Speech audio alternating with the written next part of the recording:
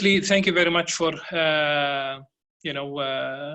thanks to PASSIA, first of all, and thanks to you for joining me this afternoon to discuss the status of the holy places in Islam. And when I mentioned religious and holy places, definitely what I have in mind is the status of the three most holy mosques in Islam, and by extension also the status of mosques in general.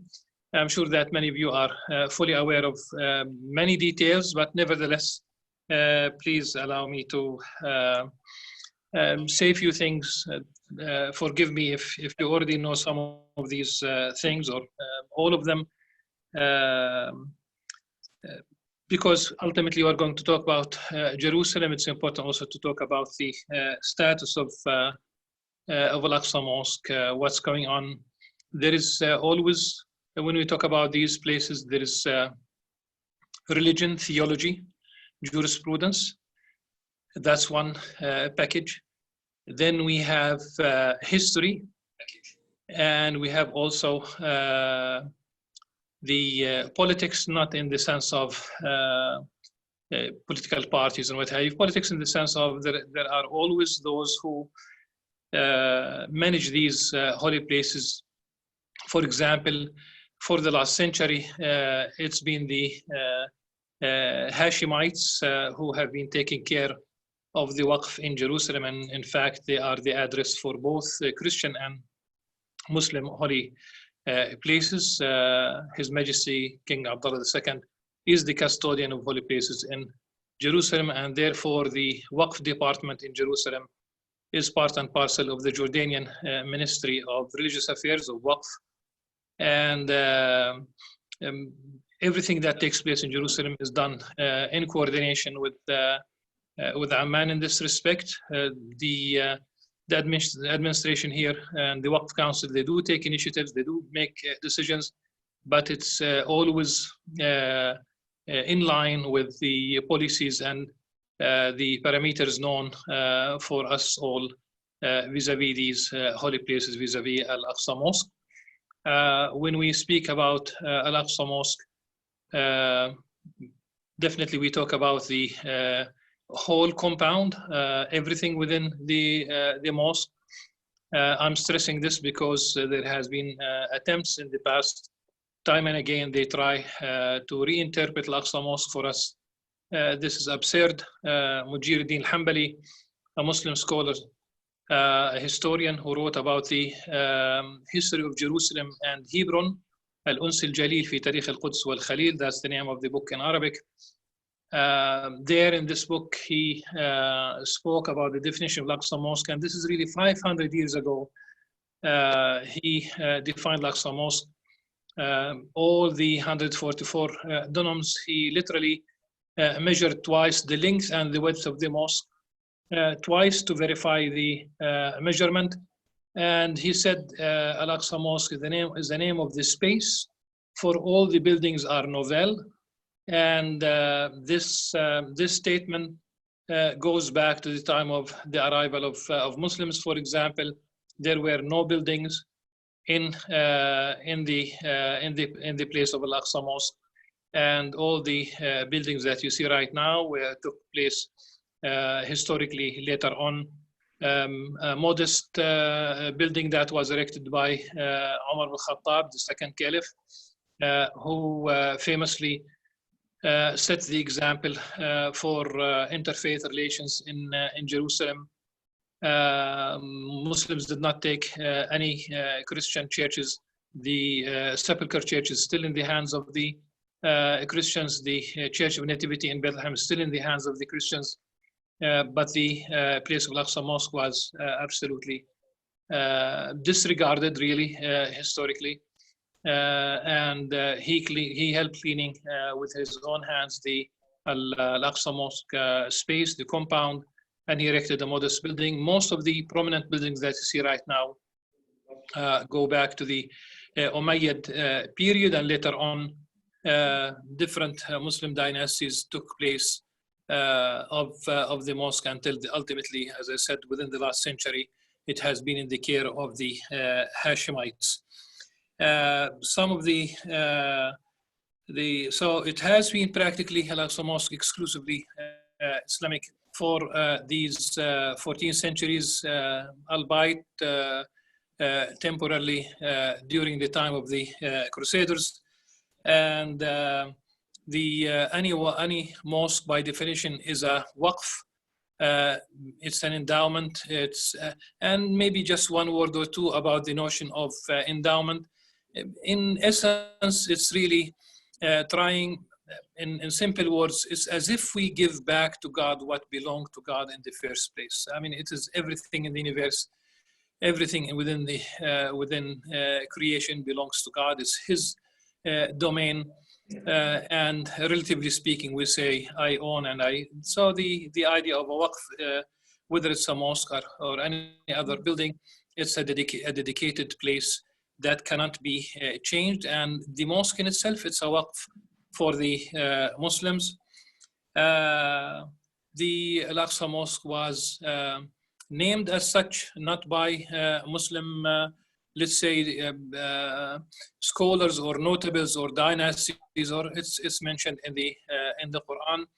In chapter 17, verse 1, it celebrates the journey at night journey, if you will, that took place from Mecca to Jerusalem, from the noble sanctuary, Al-Masjid Haram, to the Al-Aqsa Mosque.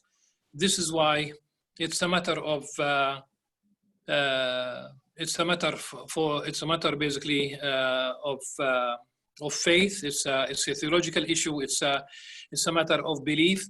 It's not simply like any other mosque. I mean, it doesn't mean that other mosques do not enjoy protection, or that if they were waqf, that enjoy a lesser degree of an endowment. But this is really the issue with the Al-Aqsa Mosque. It has been the first direction of prayer for 16 or 17 months. I say 16 or 17 because that's exactly what's in the tradition. It is 16 or 17 months that Muslims prayed in the direction of Al-Aqsa Mosque, in the direction of Jerusalem. So it has been the first before it was turned into Mecca. There are ample traditions about the importance of a mosque. I've translated some, almost 30 of them, published them. I'm going to mention probably only a couple of them. If you are interested, please email me and I will send you a link to the book. But suffice it to say that it's one of the three mosques to which Muslims could initiate travel for extra merit. There are no extra merits in other than the three mosques, other than Mecca, Medina, and Jerusalem. The other hadith that I would like to share with you is the hadith of Maymuna. She asked the Prophet about our relationship with Bayt al-Maqdis, with Jerusalem, and he said, "Go and pray in it." He used grammatically imperative language first, but before that, immediately he said that it's the land of gathering and resurrection, alluding to end of time scenario. And then he said, "Go and pray in it." She exclaimed about those who cannot make it there. He said, then they can send a gift of oil to be burnt in its lanterns. I understand this hadith as saying two things. The primary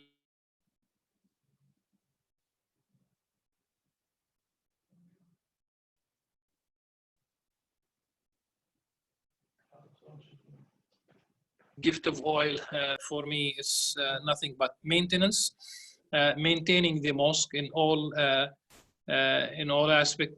We know, and you know, those who know the story of Al-Aqsa Mosque, we have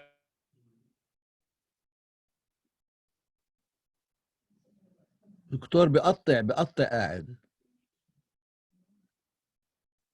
مش مسموع بقطع قاعد دكتور عم بيروح مصطفى. الصوت مش عم نسمع يعني بروح الصوت قاعد. We lost the connection. يس. أهلا دكتور مهدي.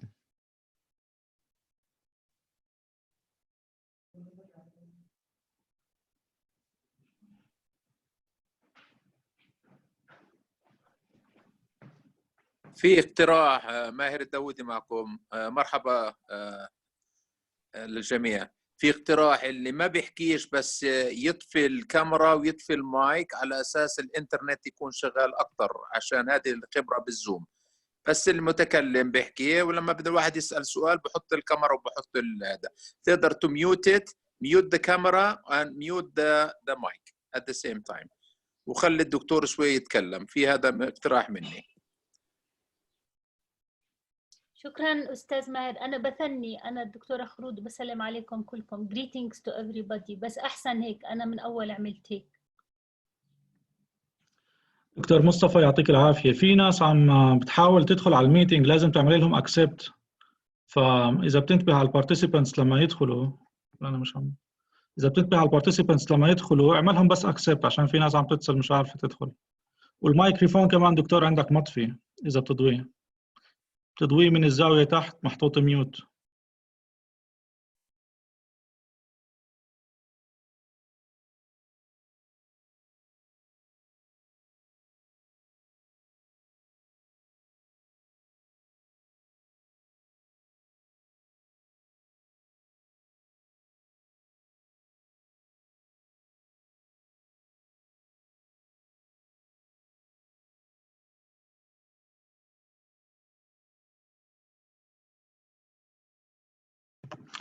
اوكي، هي الناس عم تدخل، صار البارتيسيبانت 36. دكتور مهدي اذا بتحاول تحكي، بدك تعمل انميوت في الزاويه الشمال تحت، لازم تكبس على الكبسه في الماوس وتحاول تحكي.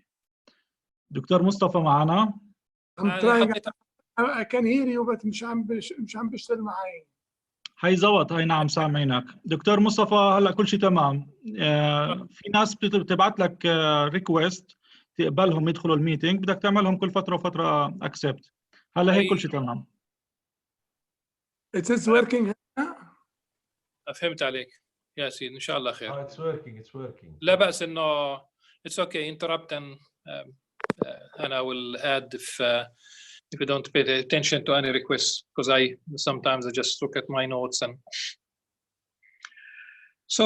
so I've reached the stage where I was speaking about the meaning of this particular tradition of Maimuna, about the meaning of maintenance and how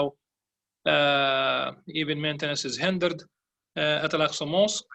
Suffice to say that these certain things are, as I said, they are surreal. The journey at night, the Isra and Mi'raj, as we call it, is the major story that connects the Mecca and Jerusalem, the noble sanctuary in Mecca and Jerusalem. It is why Muslims from all over the world are coming, and we have seen thousands of people coming throughout the year. And definitely Ramadan is a major station that became very important for Muslims coming from overseas, especially from the UK. We have thousands, South Africa, many from Europe, many from the United States, but I would say that the UK is the also we have from Southeast Asia. People come throughout Ramadan, but especially the very last 10 days of Ramadan. And let me just expand on the why it's very important to understand really the what we do usually do during Ramadan at Al-Aqsa Mosque, and why such a decision by the Waqf Council is extremely painful to the Waqf Council, to people. It's the month of fasting, but it's the month of the recitation of the Quran. Yes, you can recite the Quran at home, but many Jerusalemites and others would simply stay at Al-Aqsa Mosque to recite the Quran there. They attempt and they are successfully they do recite the whole Quran during the month of Ramadan. We have the extra prayers that we pray at night. After the night prayer, we call it Taraweeh. And Ramadan has been interpreted, the Taraweeh itself is Qiyam Shahr Ramadan. And usually the Muslims from the West Bank, some from the Gaza Strip, they have more freedom compared to the rest of the year to come to Al-Aqsa Mosque. And last year, for example, the first Friday, we had almost a couple of 100,000 people praying at Al-Aqsa Mosque. And we have definitely much higher numbers by the end of the month. So all those, the festivities, the spirit, you know, the ethos, everything in Jerusalem is definitely different. And we have the fact that the Friday prayer in all 4 schools of Islamic jurisprudence, I'm speaking about the Sunnites, of course. I don't think it's any different elsewhere, but the Friday prayer is incumbent for every Muslim adult, male. If you are asked a question, why not females? A female could be just simply breastfeeding, late pregnancy. The exemption is not exemption from spirituality or worship. It's simply one of those areas where sometimes even men could have an excuse not to perform a specific act of worship. This is why it says in Arabic, غير أصحاب الأعذار. So in all 4 schools of jurisprudence, we have this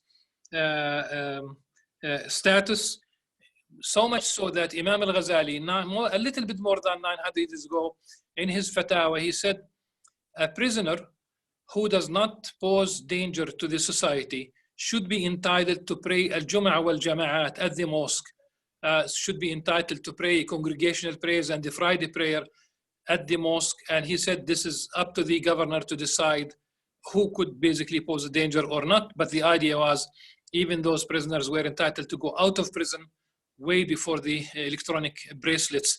And this is 900 years ago. So when the Waqf Council made the decision to extend the postponement, and that's exactly what it says in both suspending, but it's basically posing it's extending because we had a previous decision of the Waqf Council, okay? And it's really postponement because this is really it is temporary. If it were the end of times, then probably it would not be, but inshallah it would still be temporary. And so it's really extending the postponement of the re-entry of the congregational, the general public Muslims, here speaking about Muslims. But the Waqf Council in both cases assured Muslims that the prayer in itself will continue, the call for the adhan, and we have seen this ongoing. So the call for the adhan, the prayers, but it is limited to the Waqf employees, a very limited number. The same thing is about the Friday prayer. We have seen footage of, for example, Sheikh Yusuf Abu Snene leading the prayer, and very, very small number of people, including the Mufti himself, Sheikh Muhammad Hussein, was there at the at Al-Aqsa Mosque. I think you should mention it. The Mufti, the director of Islamic Waqf, and a few employees of Waqf Council. This is true. I'm simply stressing that very few people, but the idea is that the prayer itself is ongoing. There is no closure of the mosque in toto. The idea is that, the Waqf Council is assuring the Muslims that the Al-Aqsa Mosque is not closed in its totality, that the call for the prayer and the Friday prayer are also still ongoing, and we have seen footage. Now, the same issue with the mosque in Mecca and in Medina. At the beginning of March, there was a partial closure. In Mecca, it was closing the area of where Muslims circumambulate the Kaaba, performing the minor pilgrimage, the Umrah. And it was an hour after the night prayer, after Isha, and they would reopen an hour before Fajr. But soon, by the end of the month, it was practically total closure, and also with the general mosque. And this is also the same story. You would have 1 million people by the night of Laylat al-Qadr, the night of the 27th, as it is anticipated, those who would go to Mecca. Allow me now to speak about the aims of Islamic law for a minute. There are 5 major famous aims of Islamic law. One of them, at least, is related to the decision of the ministries of Waqf around the Muslim world by the majority of Muslim scholars to advance the idea of social distancing and to pray at home. First of all, these aims, Maqasid Sharia, preserving protection of religion, protection of life, protection of the intellect, of reason, protection of progeny, and protection of property. About 20 years ago, a little bit more than 20 years ago, I published a paper in which I have advocated protection of the environment as also one of the aims of Islamic law. And since then, luckily, nobody opposed this. I'm going to pick the aim of Islamic protection of the soul. And we know that in the Quran, if you protect one soul, it's tantamount. If you save one soul, it's tantamount to saving all humanity. If you kill one soul, it's tantamount to killing all humanity. By the same token, not only homicide, but also suicide. And we have another verse in the Quran that speaks about the prohibition to endanger oneself. This is in the 2nd chapter of the Quran, verse 195. We are not allowed also to endanger our own lives by acting in a reckless way, and definitely mingling with a crowd when we have such a large number of people who have been affected by the coronavirus is endangering one's life. There is no need for the same way of doing weddings, the same way even funerals. It's different nowadays. Prayers, the very last open prayers at Al-Aqsa Mosque, we have attempted to create a space, and people responded. Not everyone, but we have a good number of people who responded positively to the idea of creating a distance between people who were in the congregation praying behind the Imam. And this is why it's absolutely unacceptable that the head of the Waqf Council was fined by the Israeli police 5,000 shekels. The money is not important, but the idea is that here we have someone who tries his best always to do what's right, and the reaction was that he was fined when the Israeli police itself allowed people. Also, it's not up to them, but also they were present as usual. And if in the case of And we were praying by that time, we were praying outside the closed buildings. We were not praying anymore inside the Qibli Mosque. This is the southernmost building. So we were praying in the corridor, in the northern corridor, just outside the building, and beyond. Very few people indeed. I would say there were numbers that were circulated, about 500. I don't think it reached 500. The number was more modest. I am saying this because I did calculate, just looked at the number of rows and how many people, and we were doing our best. I even basically volunteered to speak with the crowd, to just simply to create some space between one person and the other. Ultimately, the decision of the Waqf Council was in the best of everyone. Allow me just simply to say one word about the composition of the Waqf Council, because I've seen in the coverage of international media, they say the Waqf Council clerics. This is how they refer to the Waqf Council. Waqf Council has intellectuals, has political scientists, has lawyers, has prominent business people. We do have judges. We do have prominent scholars and leaders of. We have the Mufti himself of Palestine. We have the head of the Higher Islamic Council. But at the same time, one of our members is a physician. He's a prominent physician. He's the dean of the medical school at Al-Quds University. So when a decision like this is taken, also, as I said earlier, in consultation with the relevant authorities everywhere. I'm talking about Amman. I'm talking about the Mufti himself, who is part of the Waqf Council. It is much more than the idea of clerics in Jerusalem. No, definitely we are not clerics in that generic sense. One more aspect before probably opening the floor for your questions to fill in the gap. The Prophet himself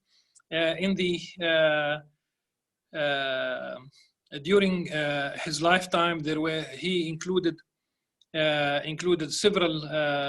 There were several traditions about plagues, about what could be described as Islamic medical ethics, if you will. He did ask his companions that those who were healthy should not basically get close to those who were who are sick, and he said that if the plague befalls one area, one region, people who are there should not leave. The people who are outside that region should not enter. And that's exactly what Umar ibn Khattab later on implemented when he was warned about the plague, and he definitely did. He stayed away, and he was asked the question in the following fashion: would you run away from something that God destined? And he responded by saying, I am running away from the one destiny of God to another destiny. This is really part of the picture. You could basically see references to some of these prophetic traditions in an article that was published by the Newsweek by Craig Considine on March 17th, very beautiful. It does say that, can the power of prayer alone stop a pandemic like the coronavirus? Even the Prophet Muhammad thought otherwise. This is really, these are preliminary remarks, and I'm sure that you have questions that will allow me to cover areas that I did not cover. Thank you very much, Mustafa. This is excellent. I really appreciate it very much. But my concern is to introduce the whole subject focusing on the Palestinian or Muslim holy sites, Christian holy sites in times of Easter and times of Ramadan. The question is very simple. Why we are very much sensitive and different than the case in Egypt, Jordan, Saudi Arabia? There is a clear decision to suspend prayer, collectively prayer in the mosques. Our decision as Islamic Waqf Council to suspend it in the time of Corona and to save people's life. The sensitivity of the issue, why do you think the focus on it? Is it because of the Israeli presence, occupation, some claims of position on the site, opening Maghreb gate, make sure that Amman will manage with the Israelis to maintain the Maghreb gate closed? Why the differences? We are all Muslims, we are all Arabs. It's a question of faith, it's a question of prayer, it's a question of meeting our expectation. The sensitivity of the question of Jerusalem, why you think it is there? Well, you have, along with the words of the question, there lays in the answer. It's the occupation. We are apprehensive every time when we talk about a major decision like this, but nevertheless, the health officials, and I said it in public, today the fatwa is that of the public health official. It's not really of the Muslim scholar. If they deem such a measure very important, then we have to abide as Muslim scholars or not. But nevertheless, it's always in the back of our head that what's the occupation is going to do, and this is why I have stressed the mosque is really an Islamic mosque. It's the whole mosque. It's the holiness. It's part of the faith. And it's once we talk about this is really part of Islamic faith. It's an endowment. It's exclusive for Muslims. But of course, the occupation is there. It used to be that the police used to be outside even the gates, but slowly they interfered much and more than the past in the affairs of the mosque. Still, the Waqf authorities, the Department Jerusalem, the Ministry of Waqf in Jordan, the Royal Court in Jordan, the Jordanian presence, at the halls of the UNESCO, defending Al-Aqsa Mosque time and again, also along with their Palestinian counterpart, but they have been always there defending the holy sites. And we have seen that the care for the holy places, it's not only that we have His Majesty King Abdullah II's projects for Al-Aqsa Mosque, we have seen his generosity and care, and also out of his, it's the commitment towards the Sepulchre Church that he also, cared for the maintenance of churches. I have seen in the past, even after the damages at the Church of Nativity, I've seen Islamic institutions from around the world, also governments, they competed with each other, which one will have the honor of doing the maintenance, doing repairs at the Church of Nativity. And as I said, Amman is the address, and the Waqf Council, time and again, we go and we meet in Amman on different occasions. The sensitivity is because of the occupation. It's just like we don't trust really what's going on, 100%. But at this time, it's in the interest of our own, not that we don't care about other people, but the mosque is a place where predominantly we talk about Muslims who come to pray, and we want them to be safe. And this is why the Prophet, even one tradition, he said, pray. Originally, the context is that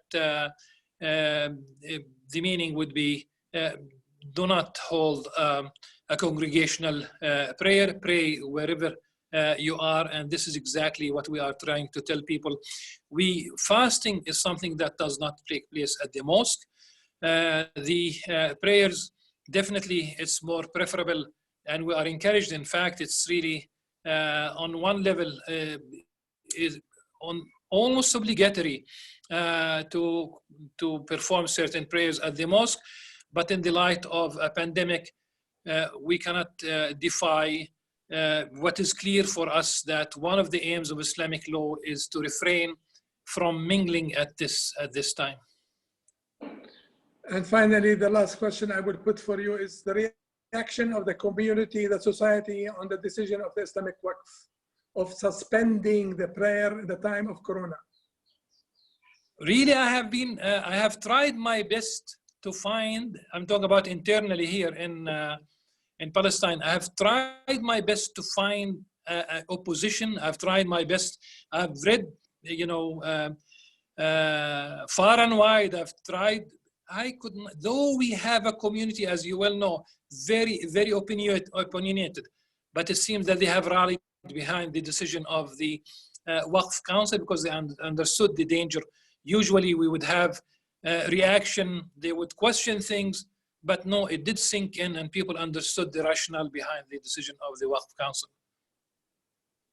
Maybe the time is open for other participants to raise their questions or their remarks. Please go ahead.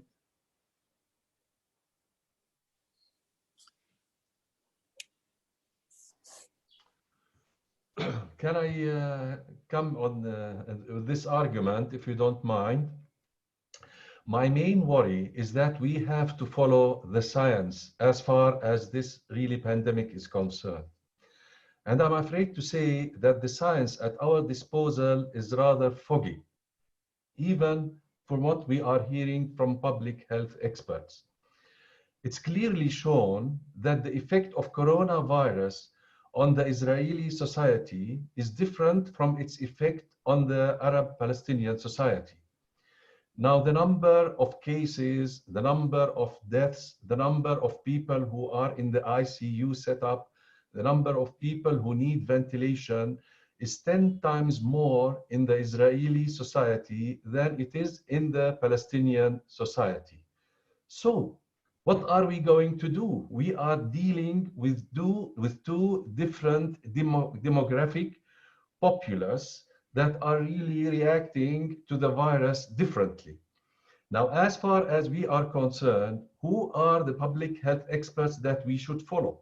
If we follow the Israeli public health experts, then they are really trying to address the situation as they see it in their own society. And I'm saying it's different from the one that it is in our society. And this is borne out by the fact that most of the infections or the infected cases in our Palestinian society are really from workers who have been in the Israeli society and then came into the Palestinian community and infected a lot of the people there. This brings me to the fact that we have many Israelis, if we leave the situation as is, who enter the Al-Aqsa Mosque from Bab al-Maghariba.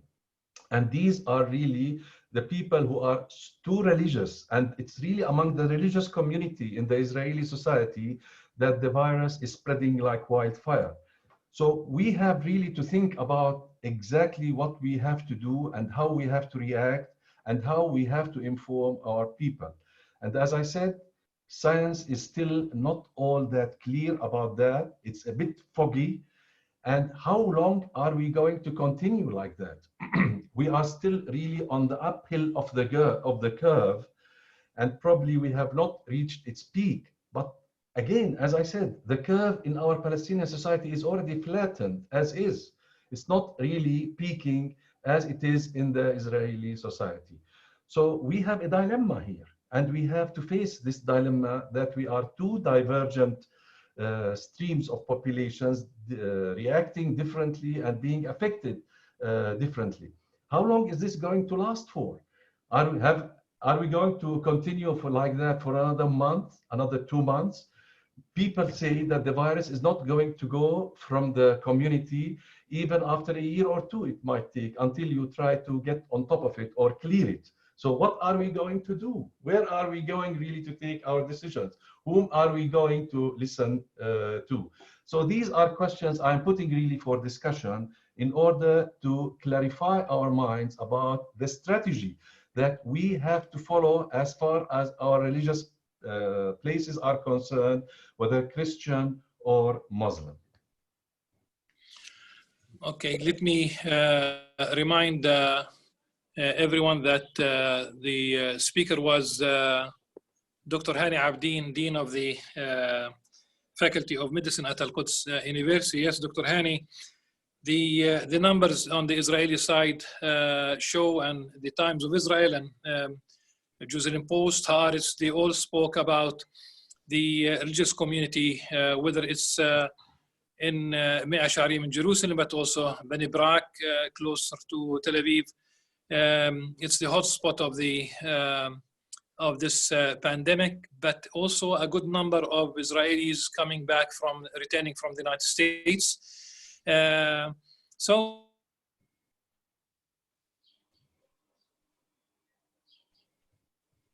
We don't hear anymore. Don't hear you. دكتورنا حبيبنا شيخنا. We lost the voice. We lost the voice. And East Jerusalem, and the number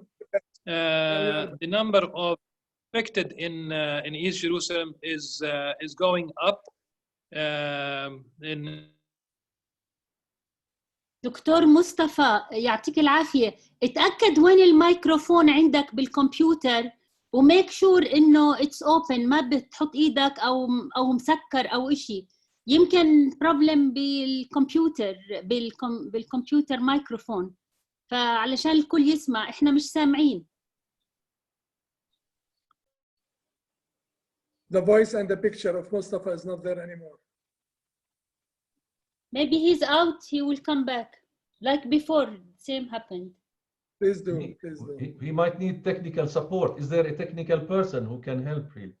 Yes, also there is near the participants, I know everybody maybe knows, but when you go to the participant list, there is on the right side a sign, raise hand or lower hand, for anybody who wants to speak or give remark or ask question, there is hand sign, but I don't know who's controlling the session, Dr. Mustafa or somebody from PASSIA.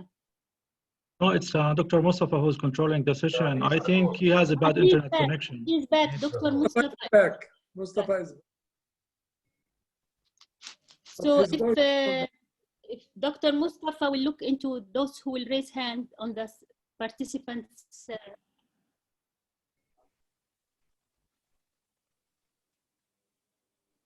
Dr. Mustafa is muted. He has to unmute himself. He's speaking, but it's mute. Somebody has to call him and tell him that you have muted speaker.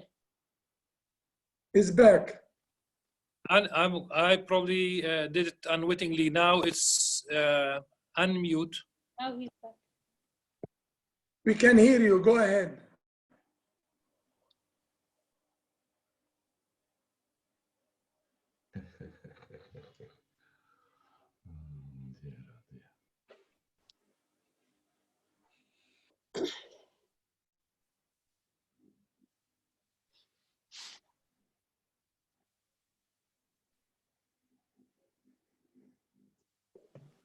Dr. Khulud. Yes, Dr. Mustafa, can please I? go ahead. Yes, okay. please. I want first to thank PASSIA for this esteemed gathering, and to thank Dr. Mustafa and Dr. Hani for their interventions. And they were very inspiring in this time. And I want to speak from my expertise as a community medicine and public health person, also at Al-Quds University, that this corona crisis will definitely continue until a vaccine is found that people will not get the disease. This is the, let's say, the true fact. But until this vaccine is there, and until they find other muscles or treatment measures, it will keep up to the governments and to the people.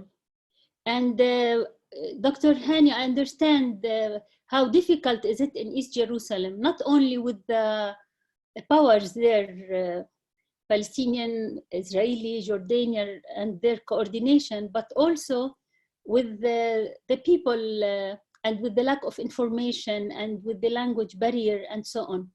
So we learned a lot from this crisis, but towards the end, when it comes to the health of the person, here comes the importance of the community awareness and awareness on individual level with regard to the healthy lifestyle and healthy behavior. And when we talk about social distancing and all kinds of sanitation and responsibility towards ourselves and towards our families and our community, there has been a lot of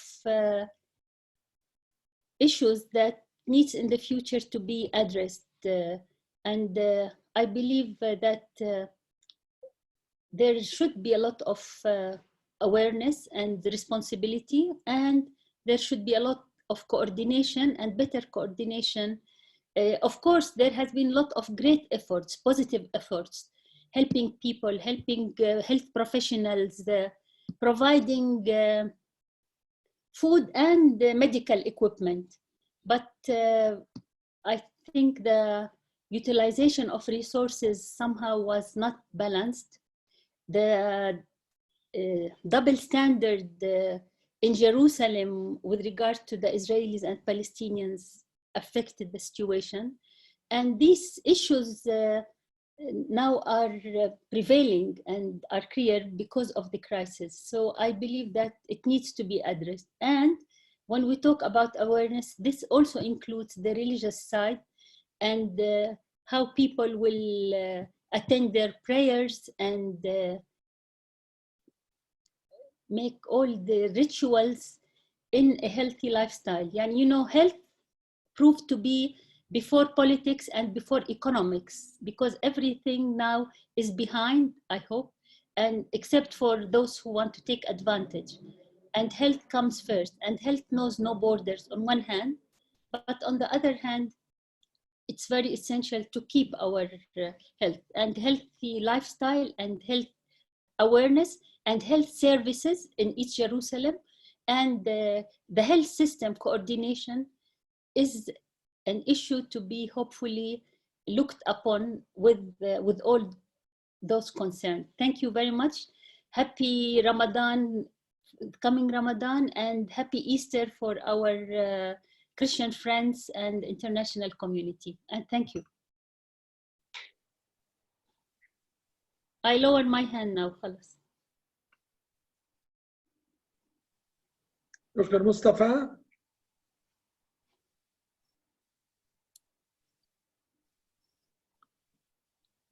We can't hear you, Dr. Mustafa. My reaction is that what Dr. Khulud basically mentioned is definitely in line with the idea that it's the health, professionals, public health professionals are probably the,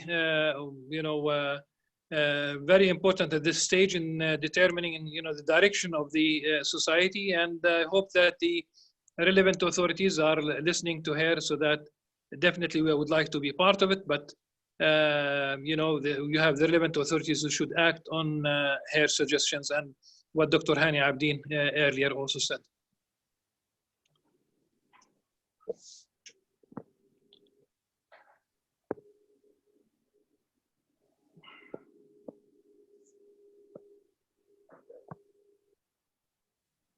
Daniel. Our Belgian friend, go ahead. Unmute. I will send her a message. She's muted. Yes, Open thank you. Please unmute. Thank you very much.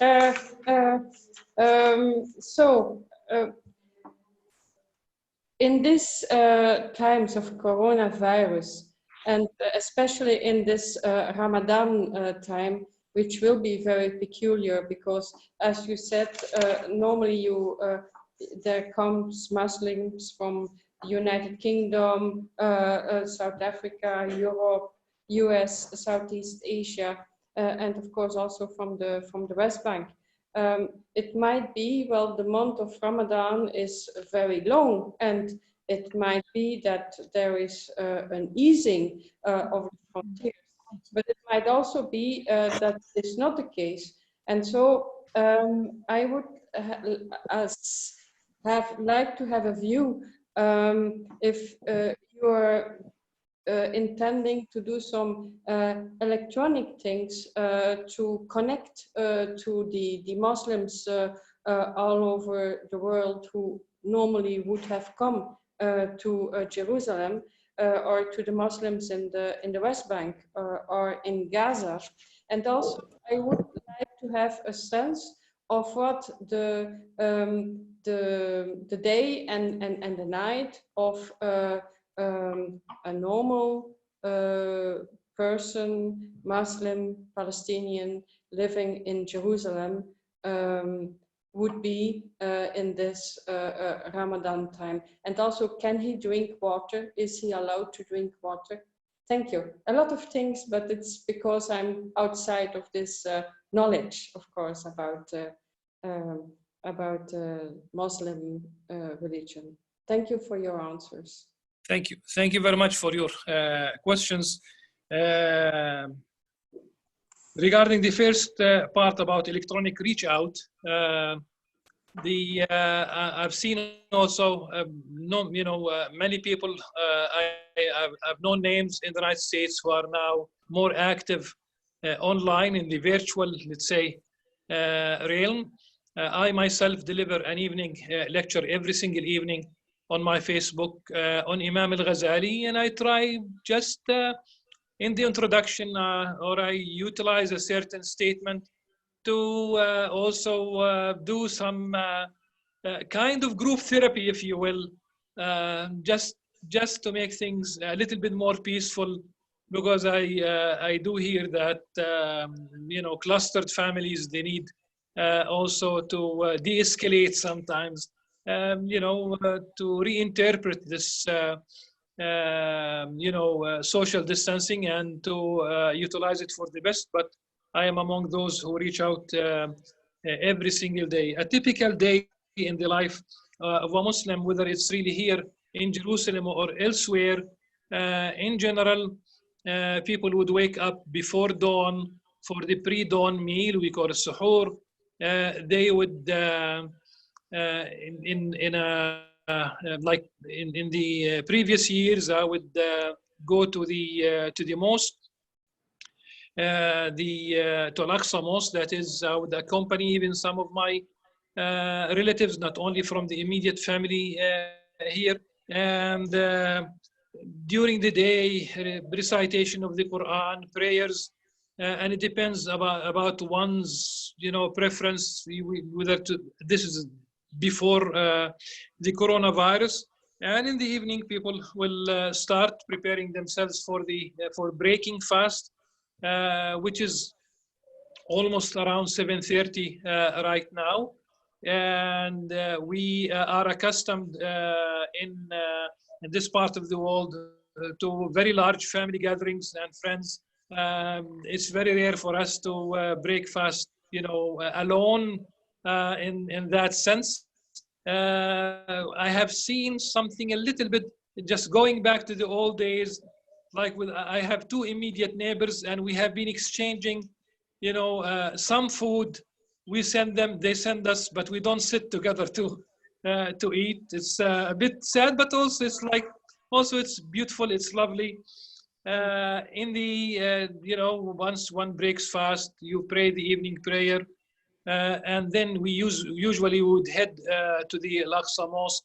There was one time in our extended family when both my parents, my wife and myself, and all our children, we went to Al-Aqsa Mosque together. That was a very beautiful moment. It's very sad. It's not possible for many reasons. Both of my parents now passed away. But even, to go to the mosque, it's not available. But thank you for your questions. Very important. Thank you. May I say something? Please go ahead. Thank you very much. Happy Easter. And we say in Arabic, Al-Masih qam. Christ is risen in Jerusalem. I think Haqqan qam. Thank you. We have celebrated you know, the Western calendar and the Easter calendar. And it was really not easy, but in general, I would say the Christian community has followed the instructions of the heads of churches, and they have not really, they have abstained to go to churches, but we kept, you know, social media services, or what we called electronic, you know, reach out, that was from every church where pastors or priests went and really started really they had the Sunday service as it is. Of course, the most difficult thing is in Jerusalem, because Jerusalem is the center of the Easter story. And but you know, the heads of churches have been very clear on this issue, that we will keep down to 10 people who will go to churches, or to either on Palm Sunday, or on in Gethsemane, or on Holy Saturday, or on, you know, the day of Easter, the day of the resurrection.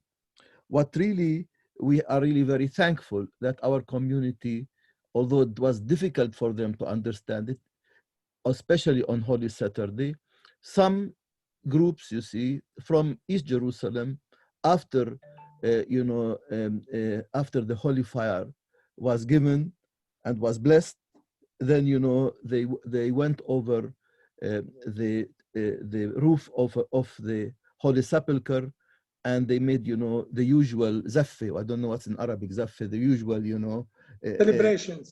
Jewish celebration, where the Israelis gave every one of them 5,000 shekel, you know, a fine. Everyone who attended that. Now, we are very thankful also that the Palestinian TV has been lively transmitting from several churches. Of course, not all the churches. Maybe next year or next time we have to ask that all the churches should have, which was very helpful, you know, either Holy Saturday or from the Catholic churches, or from, yeah, and so on. And so that was really a very good, you know, a very good gesture from the Palestinian TV in Jerusalem to transmit, you know, our services, which are very important to all of us. Certainly, there is also one problem which our people are facing today and asking, is the lack of jobs and the lack of employment or unemployment at all, which is really, all of us are suffering, Christian and Muslim community in Jerusalem, and we have really difficulties in that. Now, as the Muslim community have questions on certain issues, it doesn't mean if our people, you know, have followed all instructions, it doesn't mean we don't have really important theological discussions from the grassroots. For example, the Holy Communion. The Holy Communion, which always should be celebrated in a church. Some people were even really introducing an idea that could the priest bless the elements and then we can do it at home. Of course, there is a big discussion. That's not what we think from a Christian, from a religious point of view. That's not possible. It must be always in a communion, in a church, not only, you know, not only not electronic Holy Communion. We don't have it at all. So, I mean, we have these questions that are in the minds of the people, but, you know, we have to address it, because I feel more and more, either on the Muslim side or on the Christian side, I feel people are now trying more and more to speak about, is this God's punishment? Is this a plague from God? And I think the populist theologians or the populist politicians would say it's a plague from God, or God is punishing the people. And I think, you know, we were trying to give a message, and I've written in Al-Quds very clearly last week that God does not punish. God, our God, is God of love. You know, I think we have to ask ourselves, how much did we care for an environment that we have such viruses, and how much we really made other gods than the real God. So I mean, these discussions, theological discussions, are there, and we have really to respect. We very much support the decision of the Waqf, council in what they have taken. Although we know there are difficulties in Ramadan, but as we have our own difficulties, we have to. For us, the safety and the health of the worshippers is our utmost interest. So I mean, that's very important. Other things like Dr. Hani said, scientific or others, we have to wait until what we can see, but we hope that really things will be better, because today I've read that the Palestinian president asked the prime minister to ease the regulations. And now, what does this mean toward churches and mosques? We don't know. But at the same time, we have really to work together for the health and the best of our community. Thank you very much. Dr. Mustafa, you can come here to realize the two messages: facing the challenges of poverty, unemployment, and the sickness in the community. How much this zakat mission of Islamic Waqf, as well as the Christian community supporting the poor and the unemployed in the society. Is it now the time to raise the flag for humanity and friendship and brotherhood than the question of politics and religion? Well, first of all, thank you, Bishop Munib Yunan, for enlightening us about what the Christian community is going through and the theological discussions. I think regarding the economic aspect, simply by being under occupation, we will continue to tailgate the occupation until basically we are, a country on our own. And maybe if we could renegotiate, I know this is really very difficult topic, but if we could renegotiate the Paris Agreement, then probably we will have, we will breathe some life into our own, economy. Unemployment will be felt on both sides of the green line. It does not, hit one part and not the other. Vis-a-vis the whether it's really divine punishment or not, we cannot speak in definitive, language about this. But what I choose usually from the Islamic worldview during, tumultuous times, during, these trying times, the prophetic tradition, the Prophet said, if the day of judgment unfolds and you have a seedling in your hand and you could still plant it, do plant it. So it's really, it speaks volumes in terms of positive contribution, trying to do good work until the very, very last moment. Ruben Gauci, Malta representative. Thank you very much. Thank you very much, Dr. Mustafa. Can you hear me? Yes. Yes. Yeah. It's more than a question. Last year, I had the honor to visit Al-Aqsa Mosque and present a fanus as a gesture of communion, actually, with you. And I was thinking maybe this year I could visit you too. We will keep our distance, our social distance, but I wanted to ask you whether it's possible, first and foremost, to visit you personally during Ramadan as a gesture of, even a political gesture, one would say, in relation to Al-Aqsa Mosque. Could you please paraphrase your question, because the sound a little bit low, so a bit higher. Is it better here like this? I wanted to ask you whether it would be possible this year to visit you at Al-Aqsa Mosque, just me only. We will keep our social distance, but I would like to visit you in order to pass a message of the importance that this mosque has, both for Palestinian life and for Muslim life. First of all, thank you very much for this spirit. For I think it's very kind of you, and I love, in fact, this even message of hope. I cannot decide whether people can enter or not. It's beyond our reach. Ultimately, we just hope that things will be okay as soon as possible, and I look forward to seeing you. You're not sure that the Israelis will allow me in? I don't think they will. I don't think it's okay. I don't think they will. I understand. Thank you very much, Dr. Mustafa. Thank you. Thank you. Ramadan Nice. Mubarak. It is not a question. It is not the question of visiting the holy places of today. It is the question of raising your flag and supporting the unity of the society, the maintenance of the status quo of the site. That's my point. That's my point.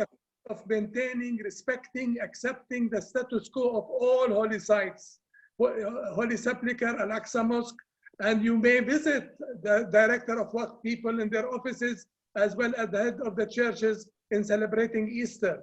You can have many ways and many tools. We can do that. I will visit in the office. I will visit in the office. I will visit Dr. Mustafa in the office. Good. It will be really my pleasure. I mean, I definitely.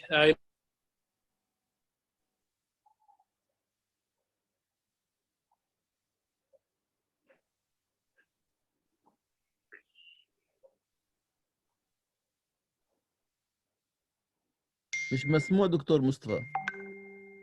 دكتور خلود.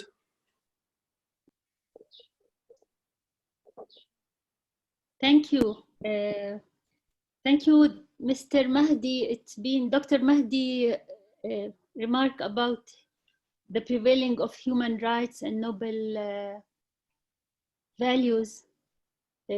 Hopefully will be the title of the new era, and hopefully the humanity will wake up. And Mr. Dr. Munib, the Mother Nature always is there, and we need definitely to care more. I agree with you, and thank you very much for your remarks. I go back to the issue of the electronic space, which was raised earlier, and I want to ask you, Dr. Mustafa, I asked you before this question, but maybe now it comes more into reality about doing the rituals through electronic space. Would it be possible, have been anywhere around the world, in the Islamic world, the issue of having the Imam in the Al-Aqsa and people following through, it's not like Zoom, it's not just to have like prayers at home, but with the Imam in Al-Aqsa, not like separate. Is it possible that people around the world, or people in one city, or people in one neighborhood can follow electronically the Imam? I know you don't, maybe you don't have now the answer, but maybe it's being discussed these days. But I'm not aware of anyone who issued a religious ruling that permits really this kind of distant congregation, a virtual congregation, if you will. But you can have a virtual congregation, a study circle, recitation of the Quran.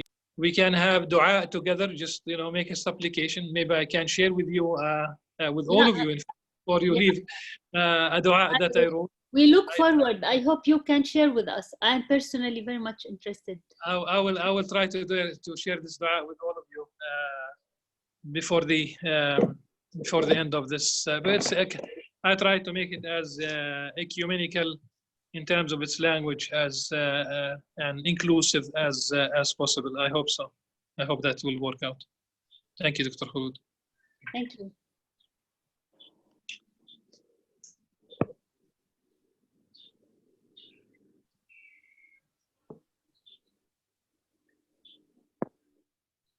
Who's coming with a question now? You came with important questions regarding the poverty and unemployment and zakah and all this social security issues that are needed. I was expecting Mustafa to respond because of the Zakat community comes from Waqf department, and they have been claiming that they have been supporting the unemployed and the poor people in the community. I wonder how far they have been going through this mission this year equal to last year of Ramadan. Liberally, without going into the technical details, if you have money that you have set aside for a whole lunar year, really, then it becomes zakatable. That's 2.5%, and you just take care of the needy. You know, certain family members, not immediate, not your children, not your parents, could be entitled to the zakah, your immediate neighbors. So those who are closest to you, you would start with them. We try to stress a stronger social fabric. We try to stress the notion of sharing, of giving, in this spirit, whether it's zakah or sadaqah. And you know, even if you pay your zakah, you could still pitch in a little bit more. You know, it is well known, but it's you know, trying to reach out. It becomes a matter of one's dedication, personal dedication to, and it's not under these circumstances. I would you know, say you know, in very clear terms. I'm not talking about the zakah. I'm talking about the sadaqah. You could basically give your Christian neighbor, you know, if you happen to be living in a,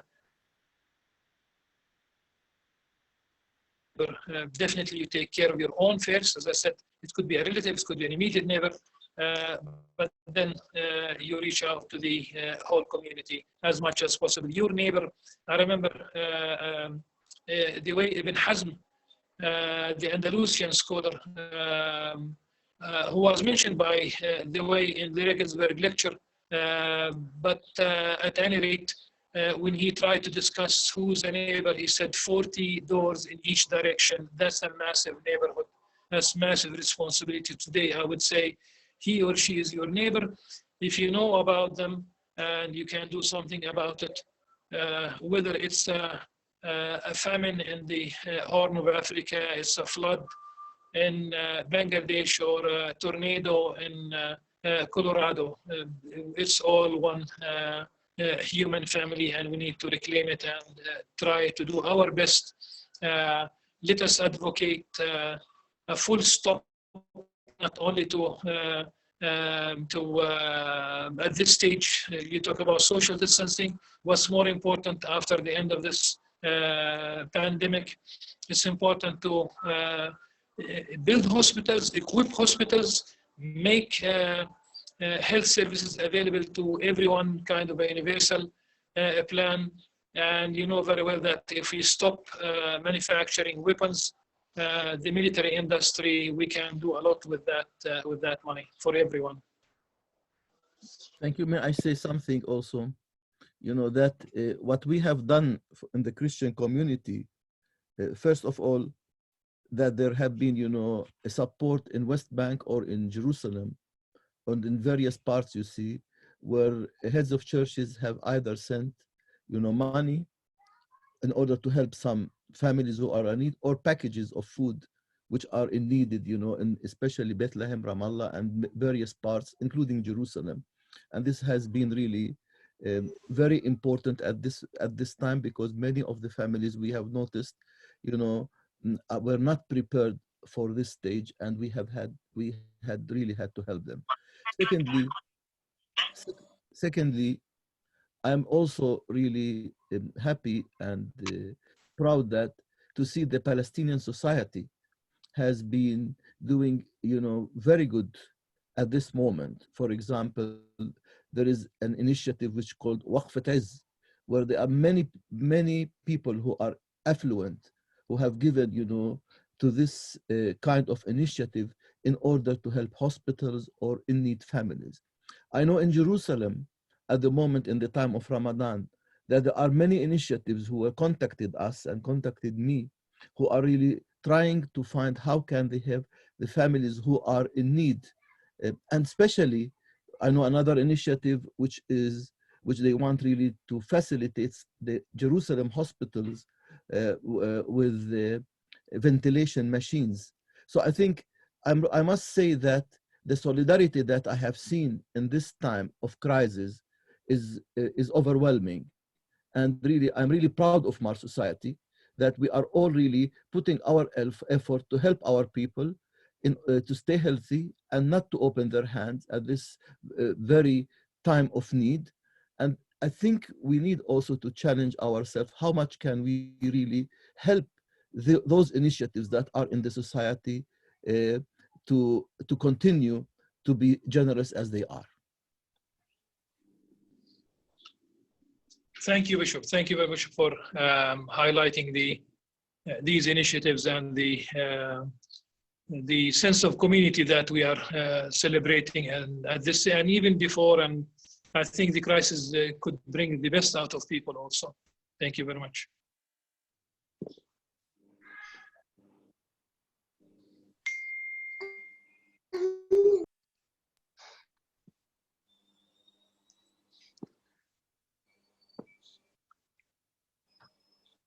Maybe you can summarize it, Dr. Mustafa, now.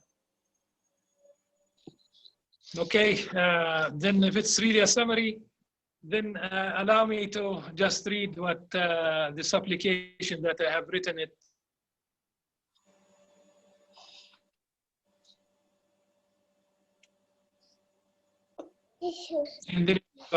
We cannot see you and we cannot hear you. You cannot see me or cannot hear me? Well, I'm looking at Bishop Munib Yunan. I like seeing you, of course, but in the summary, we cannot see you and we cannot hear you very well. Dr. Sway, please. Yeah, now we can see you. Thank you. Good. Go ahead, Dr. Yes, sir. Dr. Mahdi, go ahead, please. Do you have anything? Okay. And your Lord says, call upon me, I will respond to you. It's Holy Quran, chapter 40, verse 60. Praise be to God, most sublime. May his blessings and salutations be upon all his prophets and messengers. We are beseeching you, our Lord, because you are God, the omnipotent, the omniscient, in whose hands is the destiny of everything. We ask you by your beautiful names to set us free from all burdens. Our human family is plagued with the deadly coronavirus, and we seek refuge in you from all calamities, tribulations, and pandemics. You have created disease and medicine. Guide us to find the medication and to avail it to all. Guide us to heal the brokenness in our midst, to heal our bodies and souls alike. Our Lord, if this pandemic befell us because of our shortcomings and sins, to you we repent. We turn to you for forgiveness and healing. If this pandemic is because we have corrupted the environment, guide us to stop destroying it and to have the appropriate relationship with nature until we hear everything in the universe that praises your name. Help us to find solutions to our problems, to render help to those in need across national and cultural divides. Help us change course to build hospitals and functioning healthcare systems, not military industries. Help us elect ethical and conscientious officials who understand science and listen to the professional medical experts. Guide our women and men who serve and worship you, and guide our scholars to pledge a theology that protects life the way physicians do when they take their Hippocratic oath. Instill in their hearts kindness and care for everyone, translating your oneness into reclaiming the one human family with dignity for all. Help us understand our priorities in this life and to put our resources where they should be. Help us establish social and economic justice, to walk the talk in addressing poverty and disease. Guide us, O Lord, to bridge the gap between the rich and the poor, the northern hemisphere and the southern hemisphere. Let us realize that giving is far more superior than amassing wealth and hoarding commodities. Let there be no shanty towns with no fresh water or sanitation. Let there be no people that go to bed hungry, afraid of another day of uncertainties with no food or medicine. We have been deprived from prostrating ourselves in your houses of worship. Bring, O Lord, the end of this pandemic so that we could again pray there. We long to socialize again with our families and friends. Make it, O Lord, possible in a post-pandemic context in a way that pleases you and will always keep us safe. Our Lord, bless the hands of all those in the front line fighting the coronavirus and every adversary. Protect them and render support to them. Unite them safe and sound with their families. Nothing in our prayers escapes your knowledge, for you are omniscient. Accept our prayers accepting our prayers will not diminish anything in your dominion. You are omnipotent, and if you decree something, it is a matter of be and it will be. Thank you very much. Thank you. I hope with this prayer, we are doing a combination between two things: faith, confidence, courage, but at the same time, weakness and fear. We hope we overcome both. And thank you very much, Dr. Mustafa, for your contribution this afternoon. Thank you very much. Thank you, all of you. Thank you. Thank you all of you.